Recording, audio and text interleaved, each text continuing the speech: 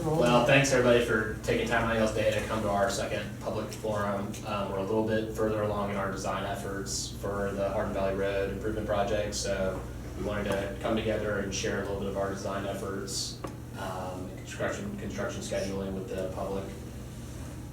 So for this meeting, we're going to talk about so the alignment that we have set for the roadway project. We're going to show a typical cross section for the lane alignment, and then we're also going to talk about some of our proposed right-of-way acquisitions. We have a right-of-way acquisition table prepared as well.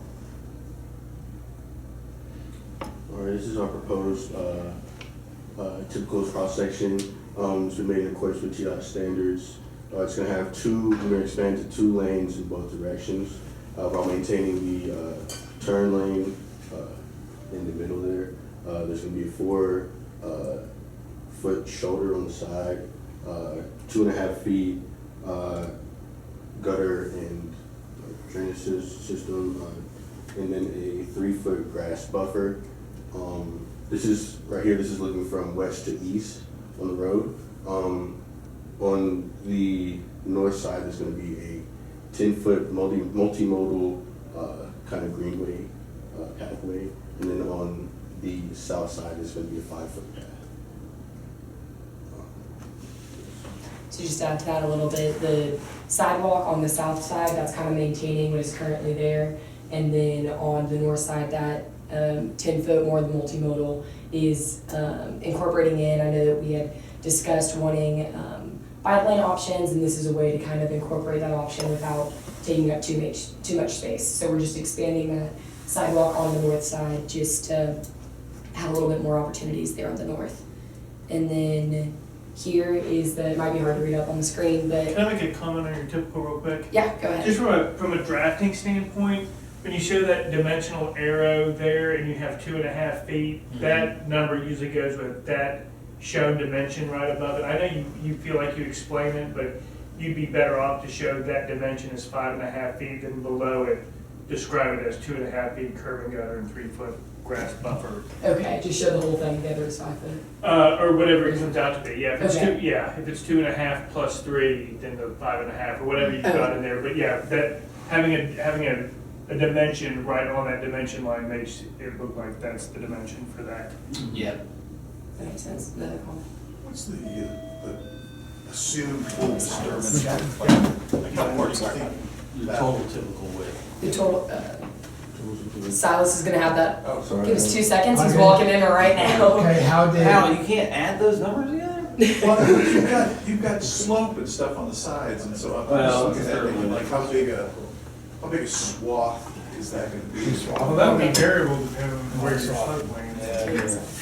I would be curious, like, just the hardscape, And like, that was part of what I was thinking, Jason, is because of places where Yeah. essentially has an existing slope and you're gonna cut into it, you're probably gonna end up with retaining wall Oh, yeah. to try to get that grade. And how far do you go before you go, oh, we need a retaining wall, we're taking too much land?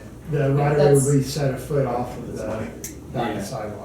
usually got it. That's how you'll set your It's right dirt, of way. disturbance. From the later edge of on, sidewalk? but Yeah. Yes, just that's get what. into a We gotta tell me how to So that's what our next table is based off of. Is Okay, the sidewalk. perfect. So, It's not edge of Well, sidewalk? It's edge of sidewalk, but we'll need to add the 1 foot Yeah, needs off to of be that foot sidewalk off is the what I'm main. hearing, so. Okay. Gotcha.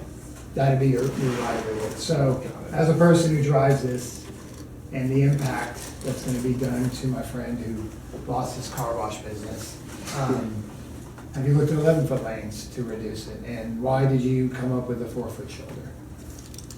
So our design efforts right now have been purely off of the TDOT standard, so, and maintaining the current lane width that was out there basically. So, we also have the full alignment that we can look at in an open roads file, that shows, where the lanes are gonna be going down the road, as well as, some hatched areas that show the property acquisition along the side of the road.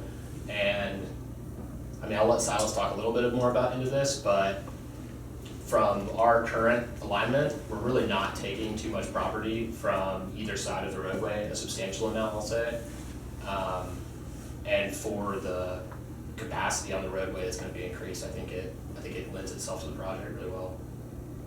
And I can give you, sorry. Go ahead, let's Yeah. answer the shoulder. Yeah, let's first. answer this I question. can go ahead and give you the exact reason we went with 4-foot shoulders. So that section of Hardin Valley Road is a minor arterial from the TDOT functional classification map. It's in a suburban area. And then in the TDOT roadway design guidelines, they have a chart for the shoulder widths, and we chose the minimum shoulder width that complied with those regulations. And that is, so I'm gonna put on the engineer hat now, so instead of the public guy. So did you base it on the TS2, the standard drawing, or the 3? I think it's 3 is the arterial. And your ADT plays into that too as well. Did you look at that? Your I did ADT not. plays into your shoulder width a lot. Okay. So just double check that, because I was wondering. There'll be a little table. Is it ADT and speed and Yeah, classification? ADT, speed, all 3 of those. That's Okay. exactly what 3 you'll look at. Got it. And then there could be some other traffic mumbo jumbo, but nobody here. Traffic. Got it. Got it. Yeah, I know what was in there. I just Yeah. don't remember And what then- the title of it is. Yeah. In your design, you'll reference that standard drawing. Okay. You'll say, our DETS 3 or whatever, because it's based on that standard is how we do it. Because it gives us all of our ASHTO Green Book information, like you were saying that as you go through it. Because it does the hunting for us, so we don't have to go hunt everything down. Will you have any profile changes out here, like in the grade of the road, or is it you're strictly widening off the existing? You know? I don't know if you. For now, we've kept a 2% standard grade. We haven't dove into that, into the profile specifically, but right now we've kept it the same, but we'll look into that more. Yeah, we were prioritizing getting that horizontal alignment set first, just so that we could get it to our typical cross-section. But our next step from here is diving further into that vertical alignment and seeing what that grade would be. And then I heard y'all talking a little bit of retaining walls and just what that'll mean and what can we do to minimize that need, but if we do, where they would need to be placed. And that's kind of our next steps, is looking into that, but we don't have answers on that. As mentor hat, look at cost, don't just look at profile. Yeah. Because it costs a lot to rebuild a road that doesn't need to be rebuilt, so Yeah. look at that. Yeah, only thing I can think, yeah, geometrically, just engineer hat. Yeah. I feel like it's pretty good out there. It Yeah. would be more just to benefit kind of your impacts, like if it's a cut or fill slope. Yeah, they still have Mhm. to, like a drive and stuff like that. If that can save you money by rebuilding. Yeah. Yeah. How wide was the existing road here? The whole profile or just like the actual road? Just the existing road itself. Curb How to much curb. are you widening from what was out there? It would be, I guess, 24 feet, because it's one lane each direction with the center lane, so it just added one 12-foot lane on both sides, so 24 feet total. Gotcha. Plus the shoulder. But yeah, I believe the shoulder was 6 feet, Okay. so we have cut down, I guess, 4 feet from that. So it's 4 feet now, So it there's an was 6 existing feet, shoulder so out there? 2 feet per side. I don't think so. Is I can't remember, existing shoulder? No. But that gutter being. between the striped lane and the curb, Yeah, in places, but it's not consistent. Yeah, that I kind of think, goes yeah. very. gotcha. But we can use the gutter as part of the shoulder, yeah. So And- you're and- right, if it's 6 foot, then you're fine, because you have a 2 foot gutter pan. Got it. So you have a 4 foot shoulder, but because we do, when it's a 6 foot shoulder, it's 4 foot paved, 2 foot stabilized, like stone and stuff. It's not paved the whole 6 foot. This is Jason touched on a drafting thing, just with that. Whenever you show anything up here, if it's proposed, it's a solid line. If it's existing, it's a dashed line for everything. We don't use shades, anything, but just to That's a good point. differentiate between Yeah. something. Always That show always like anything. existing. Yeah. Yeah. So are you suggesting that if you had like an existing section? and- In the center, kind of leading off that, you can show that and you're widening them all. Yeah, the yeah, way. Okay. saw cut the That pavement. makes sense, show those 3 lanes in the middle. Yeah. Yeah. And then you show kind of get it existing 3D. remain. Economically, that's probably what you're gonna do, so. Okay. And just for reference, this is our typical cross-section running that whole strip that we were talking about. Currently, there are some right turn lanes that exist throughout the corridor. We are planning to continue to incorporate those. So this is the typical, but at certain sections, there will be those right turn lanes that will still exist into popular areas like Palisade or wherever else you currently find Then those. you would add that to your typical, and it varies from 0 to whatever. Yes. But yeah, like she said, yeah, we Just- kept the existing turn lane structure. Nothing was cut off to add the extra lane. It was just bumped out essentially. But if there was a right turn lane, it's still gonna be there. If there was a left turn lane, it's still gonna be there. In addition to your through In lanes? addition to the, Yes. yes, yes. So there's areas that the width increases. So there's some turn lanes into commercial property on both sides, where the gap between the edge of parking and the current sidewalk is relatively tight. And I'm wondering, like, how are you gonna achieve those turn lanes, or are those, because of potentially low volume, going away? Because you have to have something going into Pellissippi, I don't know how you can get away Yes. from that, because the volume's too big, but there's that little strip center where there's, I don't know, like a little pizza place and waffle place or something in there. Yeah, I want my right turn lane kept from my waffle place, please. Like, I'm thinking, it's one of those permeable brick paver parking lots, Yeah. and if you have to push into that parking lot, taking you that land, that's gonna be a trick. So I think from the current layout, we're only touching, including with the adding turn lanes in, we're only touching, barely touching the parking lot of one business, correct? And I still think we're slightly shy of it. We're slightly shy of it, yes, but there definitely are spots along the roadway where you have that little bit of a gap between the sidewalk and we can pull it up, but I Can you believe. use the shoulder space as part of the turn lane, or does the shoulder Yes. space through the turn lane have to be maintained? No, you can take a shoulder. Yeah, you can take it for a right turn lane, yes. Oh, look at that. You already got 6 feet there. That's, yeah, it's supposed to be here.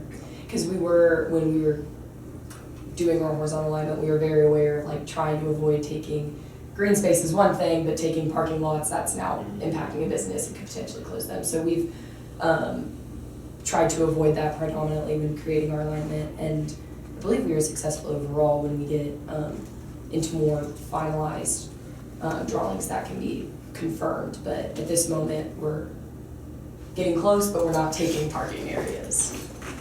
So while we're on the cross-section, the typical cross-section section right now, is there any dilemmas that anybody is having right now that they want to address for the team, so we can try and address those in our design efforts going forward?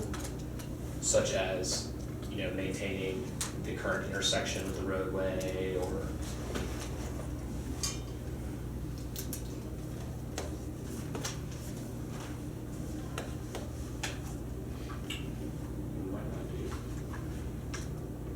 Trying to think if there's anything that we didn't discuss last time. I thought we got down in the weeds on a lot of that kind of stuff last time. definitely. And if you took it into account in your design, then I'd just make mention of it. And remember, we're the public, so that's Greek to us. So you just asked us a question that my wife wouldn't know, so Yeah. if you had a picture to show it, then that helps. So go ahead and show your ORD. Yeah, so can we? Yeah, Yeah. that'll really show, those will be good points where you can bring in those questions. Can we link it to our? Go, yeah, You want Besides to the be- house coming in from last time where Sorry, I don't we're- want this big old road and more traffic. We got a This little looks bit. amazing. yeah. On my engineer side, I'm like, oh, that's a lot. Yeah. A lot of disturbance. Y'all The give us- land is expensive. Yeah. We're going through our project now. Mhm. Once the small little track, small little acquisition was like $150,000. Is that the little farm on the hill? Now this is the right in front of the Starbucks and Chick-fil-A there. Wow. Yeah. Just to take a slice? Just a little slice, dude. Little slice. Yeah, I know. Yeah. I mean, is there any benefit for it just being 4 lanes and just like kind of weaving in and out for a turn lane? Or are they too compact, like it needs that center turn I lane? think it needs it around. This is gonna be on. There's too many There's too many. access points. Yeah, and they should have right. So through that whole area, it's not just. Just do like every road where you put the frontage behind the buildings Yeah, you could do that. and then take all their, So doing it this way, the price is gonna be insanely high, just Oh, based yeah. off getting land. Oh, yeah, it's gonna be That's gonna crazy. be- Yeah, I was shocked at how much it was. I mean, Yeah, I mean, like people coming out of this business, talking it's square feet, relatively we're not talking frequently acres. jumped in that That's crazy. lane, so they can find a way in. Yeah, so we're doing some adjustments to design, but it's Yeah. different. Yeah, that's. I find, like, Give it up. we've always. It's slow right now. Okay. Forever, you know. I'll give you But this we've one. only had it actually happen this last month where, you know, 2 left turns, like, you find your gap to get in there to accelerate, and like, I turn from this, and this guy turned from this, and we hit the gas and like head on, and then couldn't get over either lane because there's cars in the other ones. Perfect. Sorry about that, we had a little bit of technical difficulties getting things switched over. Just can't. Okay, we don't talk traffic, here it is here. Red lights are stupid. That's all you have. What? You still have it, Patrick you're, Strays. you're still all, hey, this everything's good, this is the best ever. What'd you say, Cam? Go Gators, is that what you said? No, Patrick's still throwing strays at me. Not even there. Talking about sitting at red lights. Tell him to raise his bridge 7 foot. Where are you? Are you sitting at a red light because you're not here yet? No. Yeah. Meeting ran long. Because the red lights, people can get there. Yeah, where's the roundabout in here? Multi-lane I was gonna say, you got me scared a little bit for a second. second. So I did not have it in my notes. Multi-lanes are hard for people to figure out. I love a good roundabout personally. Go watch the one at, is that Foothills Mall, Jason? Yeah. That one's. Is that- If you don't know how to drive Canes? it. Talking about right by Canes? Or? No, this No, over Foothills next to the Mall, mall Next is, to the mall. and it still functions well, and people are actually learning it, but like it was just, it had light traffic for forever, and then they built a Publix right there. Oh, yeah. That is served right off of it. And it's a multi-lane, so you have 2 lanes entering, and the problem is people coming off the highway who want to go to the Publix are in the right-hand lane, and before they get learned the hard way, they assume that they have the right-hand turn, like they have the Roll through with the right to it, yeah. But what happens is the person coming around the roundabout to go from the outside lane into the Publix, you have to cross the opening of both Yeah. entering lanes, and the people in the right lane don't understand that. They're starting to get better at it now, but I mean, it was a lot to watch when they first came to the Publix. So this is now we're in the roads, we can go a little bit from the start of the project on down. Is this the intersection at Valley Vista right here? This is Yeah. Greenland Way, so this is the first That's the intersection. beginning. Yeah. Yeah, so if there's anything particular, I know the line striping and styles, they still need to be edited, they're just rough, solid or dash lines for now, but Explain the lines. got it. So, so you can see here, with the double yellows, this is the center lane that you saw in the typical section. Traffic can go in and out, use it to turn when needed. But as you get closer to this intersection, the yellow turns into this white dash, so you can turn into the left turn lane here. Same thing on the right side, turn right, always dash through the center for the 2 through lanes. This is just. What's the green and pink? So these different layers, so this is the edge of the road lane, this is the shoulder, the red is the shoulder, this kind of beige is the Yep. curb and gutter, the green is our grass buffer, Okay. and then the pink is the sidewalk. The outside edge of the sidewalk? The outside Yeah, edge of okay. the sidewalk, Perfect, yes. thank you. And I'm sure we And mentioned then it earlier, that's the but path on that side. yes, Okay. this is the shared use path, so you can see it's twice the width, it's Yeah. 10 feet versus 5 feet here. And we'll add that 1 foot Yeah. right away. Right, right. Yeah. What's But, that on the, let's go back this way, there. What's that one to the left of the pink line right there? This right here, The house. yeah. Oh, no, that's the AT&T. Yeah, that's data, it's a bunch of switch boxes.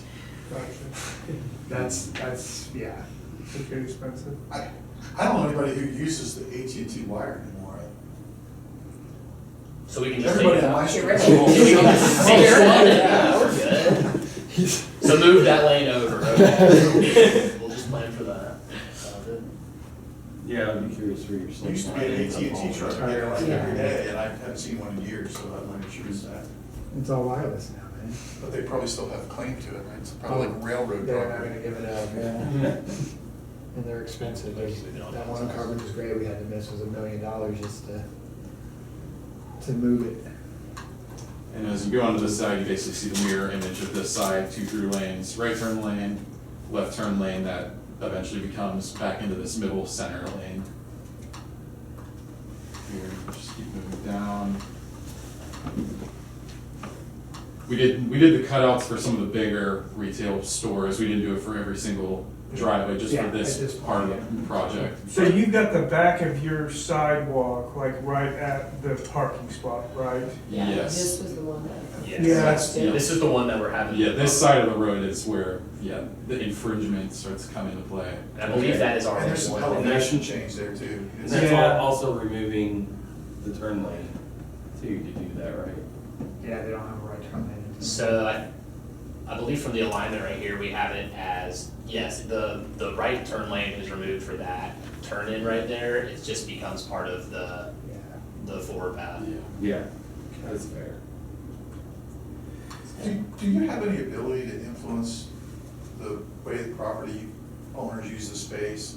Because the little fast food restaurant there on the right, the chicken place, and then Zaxby's? the little strip center that we just discussed. Those entrances are so close together that, you know, sequencing in and out with any kind of traffic on the road is dangerous. Especially if one's trying to turn, you know, the Zaxby's is turning left and the other guy's turning right. They're just, the mix there is just kind of ugly. If you could take that little thumb of property and create one access that was shared, it may relieve some of that. That's definitely something that we could look at in our design efforts. I think that would be us talking with the business owners about how much property we'd be able to acquire from them. But I totally agree. I think that's a great design idea for us going forward. Can you zoom out a click? Yep. Is that good, or? Yeah, I was just kind of wondering if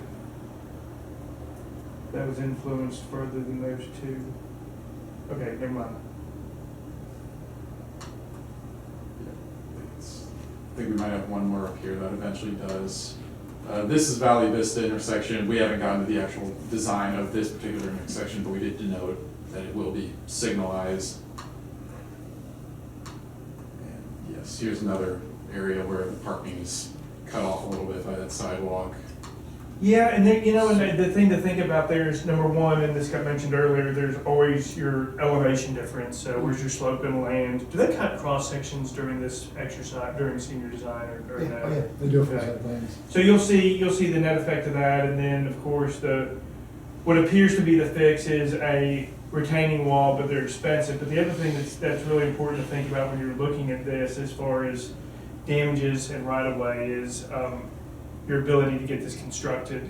So even if you had something as aggressive as a retaining wall, then in the meantime, you know, you've got to excavate all that out. You've got to form up your footers. Your footers are going to come back several feet past the back of the wall. So you'll at least temporarily lose every single one of those parking spaces. And you may lose them all no matter what, because even where that pink line is, if you have a wall of any kind of thickness, you start to get into your parking space depth, and if you get too much of that, then you'll violate your code for the dimensions of your parking spot. So the reality of that is, if I glanced at that, this is not public, this is more engineering. If I glanced at that, I'd be like, oh, you're taking every single one of those parking spaces. That would be my initial reaction. And I'd say it's very fair of you to widen exactly to each side of the road, even though there's a lot of green space. I'm glad you're staying off my property. But that is, we do tend to lean towards maybe that. That was gonna be my suggestion. Is go move it more. Yeah. You've got an elevation problem in the green space. Yeah.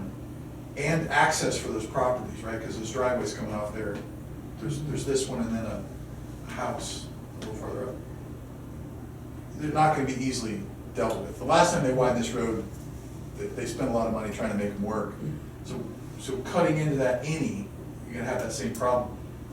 If you could shift it to the green space, you still have the problem on the green space side, but I think it makes that parking lot workable without disrupting the business. So I know that a lot of our design effort right now has been informed by the fact that there's that power substation at the end of the intersection. So putting additional lanes on that green side would require us to align it coming back towards the intersection at the Pelican Parkway intersection. Might put a little dog leg in it. Exactly, Yeah.